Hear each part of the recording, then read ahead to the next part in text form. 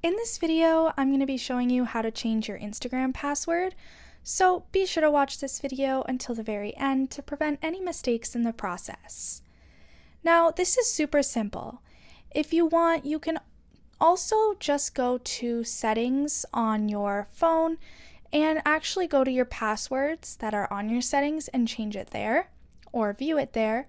But for this option, you're going to click on the three lines, click on settings and privacy, and scroll down until you find security. Unfortunately, the way that Instagram has laid out their settings is not the best, but I'm going to click on password and security, and I'm then going to click on change password. I'm going to click on the Instagram account that I want to change my password for, and since I'm connected with Meta, that is why it looks like this, but it will look similar if you're not connected with Meta.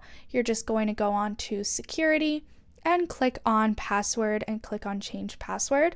So you're going to type in your current password and then also type in the new password. And that's really all there is to it. You can also actually go to log into your Instagram and click on forgot password if you want to change it that way and you don't actually know your current password. Be sure to leave a like, comment, and subscribe to the channel. Thanks for watching and see you in the next video.